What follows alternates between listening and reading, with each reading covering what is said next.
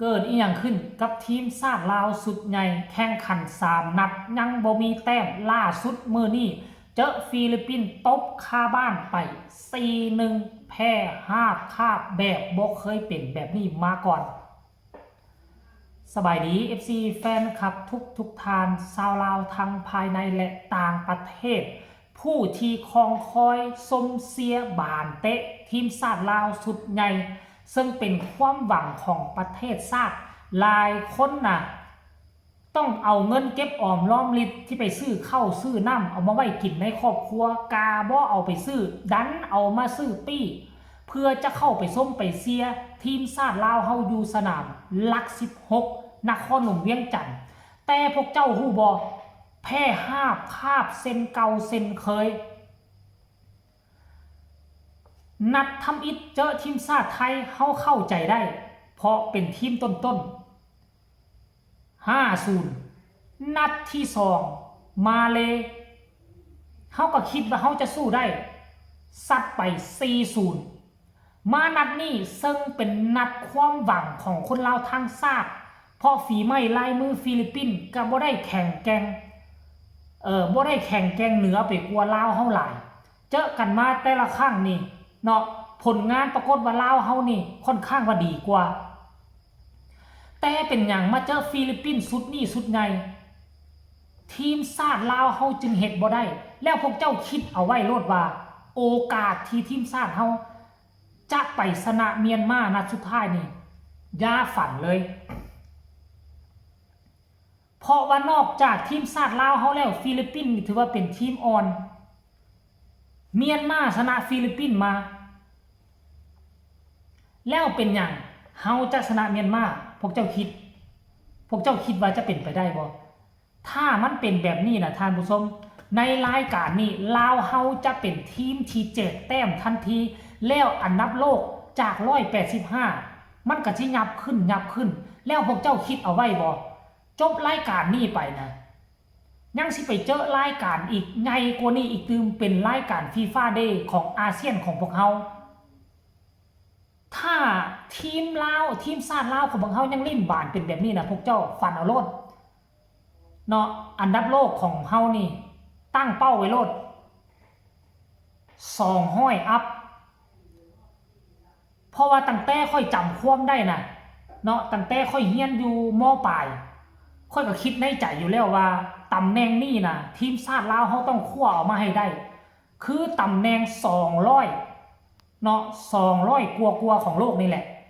หมายความว่าอยู่ในโลกนี้มี200กว่าประเทศลาวเฮาต้องญาติเอาตำแหน่งนี้มาให้ได้ตั้งแต่ตอนค่อยเรียนอยู่ม.ปลายจนมาถึงปัจจุบันนี้ปรากฏว่าบานเตะทีมชาติลาวของพวกเขากำลังเดินไปสู่เป้าหมายที่ตั้งเอาไว้ทีมชาติอื่นนี่เดินน้อยลงแต่ว่าทีมชาติลาวเขานี่ต้องให้มันสูงขึ้นตัวเลขอันดับโลกต้องสูงขึ้นคะแนนสะสมต้องลายขึ้นของเขานี่ต้องไต่ลงไปบานเต้ทีมชาติลาวนี่ต้องเริ่มจาก1ขึ้นไปหา200กว่าชาติอื่นนี่เขาเริ่มจาก200กว่าไต่ลงมาเนาะเพราะว่าความคิดความอ่านของแต่ละชาติมันบ่คือกันชาติลาวเขาก็มีความคิดความอ่านแบบชาติของตัวเองแบบลาวของพวกเขาเพราะฉะนั้นแล้วบานเต้ลาวเขาก็จะได้เห็นเนาะอันดับโลกเขาก็สิเลื่อนขึ้นในฐานะที่เขาเลื่อนลงแม้แต่ปัจจุบันนี่ตีมอกับปัจจุบันนี่เมื่อก่อนตีมอบ่สามารถยิงประตูเฮาได้เลยแต่ว่าปัจจุบันนี่สังเกตเบิ่งระยะหลังๆนี่ผิดเดียงกันแต่เพียงแต่ประตูเดียวเท่านั้นอึ้งไหนแต่ถ้าตอนนี้เข้ามาเจอกันนี่FIFA Day นี่ที่จะมาถึงนี่มีกัมพูชีตีมอร์แล้วก็ลาวเพอลาวเฮาจ้างกับบ่ชนะ2ทีมนี่เพราะว่าอันดับโลกของกัมพูชีก็สูงกว่าเฮาแล้วก็ทีมชาติตีมอร์พัฒนามาดีเนาะมีเสริมทัพโอนสัญชาติมาหลายเจอกันครั้งล่าสุดนี่เกือบเอาตัวบ่รอดเฮาก็ได้เฮาชนะเขาเพียงแต่เท่าใด 2-3 บ่ตอนนั้นเกือบหืดขึ้นคอแล้วครั้งนี้การเสียให้ฟิลิปปินส์นี่ก็บางคนก็ว่าเข้าใจเพราะว่าพวกเฮานี่มีเพียงแต่10 คนเท่านั้นทั้งที่เฮานำทีมชาติฟิลิปปินส์แล้วนำทีมชาติฟิลิปปินส์ตั้งแต่นาทีที่7บ่ครึ่งเวลาทำอิฐ จนก้าวเข้าครึ่งเวลาที่2นะฟิลิปปินส์มาเอาตอนช่วงครึ่งเวลาที่2ซัดบาทเดียว4ประตูป๊าดโถคือหมดความหวังแล้วว่าต้องซื้อคือหมดความหวังแล้วข้างที่ใกล้เคียงที่สุดก็คือไมเคิลไวท์และก็โค้ชเกาหลีตอนนั้นฝีไม้ลายมือของพวกเขานี่จึงยกระดับก้าวขึ้นมาอีกอันดับขั้นหนึ่งแต่ถามว่าสูสีกับประเทศอาเซียนมาพ่อฟัดพ่อเวียงกันกับฟิลิปปินส์ยุคนั้นนี่ยุคเขาตกฟิลิปปินส์เสมออินโดเสมอไทยแต่หลังจากยุคไมเคิลไว้ยุคของโค้ชเกาหลีมาเจอโค้ชถ้าเป็นประเทศอื่นนะถ้าเป็นประเทศไทยเป็นมาเลเป็นเวียดนามนี่เพอคันเจองานนั่นด้อยค่าตรงนี้เขาไล่ออกแล้วเขาคงไล่ออกแล้วโค้ชน่ะแต่บ้านเฮาไล่บ่ได้เพอโค้ชคนนี้อาจจะเป็นอาสาสมัครมาช่วย อาจจะบ่มีค่าจ้างกับบ่ฮู้ส่วนใหญ่ลาวเฮามักเป็นลักษณะแบบนี้นะท่านผู้ชมเนาะแต่ว่าก็อาจจะมีค่าจ้างแต่ว่าค่าจ้างน้อยโค้ชมาบ้านเฮานี่ส่วนใหญ่ก็ประเทศอื่นเขาบ่รับประเทศอื่นเขาบ่รับเขาบ่เอาเพราะว่าเกณฑ์ยังบ่เกณฑ์น่ะความเก่งกาจยังบ่ทันเพียงพอยังบ่ทันดีพอให้ทีมชาติอื่นรับเอาไปก็เลยมาอยู่กับทีมชาติลาวเฮาต่อไปผลสุดท้ายเนาะผลงานเฮาก็เห็นประจักษ์ตาแล้วท่านผู้ชมเนาะ3 ครั้ง3 หน 3 นัดบ่มีจักแต้มและก็ถึกเขายิงแบบถล่มทลายก่ายกอง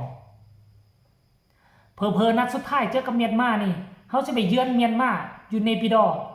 อย่านเจอเมียนมาอัดให้อยู่ 30-40 อยู่เด้อท่านผู้ชมพอทีมที่เฮาหวังกินและหวังเก็บแต้มฟิลิปปินส์เฮายังบ่สามารถเฮ็ดได้แล้วเนาะวงการฟุตบอล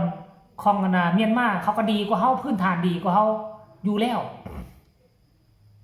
พื้นฐานเขาคักกว่าเฮาเก่งคือเฮาผู้เล่นของเขาเก่งแล้วไปอยู่ในไทยลีกกันไทยลีก1ก็หลายคนสร้างสรรค์ผลงานก็บ่เก่งๆท่านผู้ชมอันนี้ก็เอาเรื่องราวเกี่ยวข้องกับบานเตะคนลาวเฮาผิดหวังยอมรับว่าผิดหวังบางคนจนอยากขอเงินคืนเพิ่นแหละไปส่งอยู่สนามก็ได้เห็นผลมันออกมานี่โอ้เสียดายเงินได้ไปซื้อปีเข้าส่งก็ได้ทุกคนเนาะพี่น้องชาวลาวทั้งเหนือและใต้พวกเจ้าเห็นคลิปนี้แล้วพวกเจ้าเห็นฟอร์มการเล่นแบบนี้แล้วพวกเจ้าคิดว่าแนวใดอันดับโลกของพวกเขาจะเลื่อนไปฮอดใส่แล้วก็อีก2 เดือนข้างหน้านี่เนาะเห็นผลงานแบบนี้ตื่นตระหนกตกใจถ้าเป็นไปได้แล้วสู้เข้าร่วมดีกว่าคันเข้าร่วมฮอด200แน่นอนอันดับโลกของพวกเขาไปมีความคิดความเห็นแนวใดก็ส่งข่าวมาได้ขอคนละ1 ไลค์1 แชร์ที่สำคัญกดติดตามอย่ากดข้ามโฆษณาสำหรับคลิปนี้ลาทานผู้ชมไปก่อน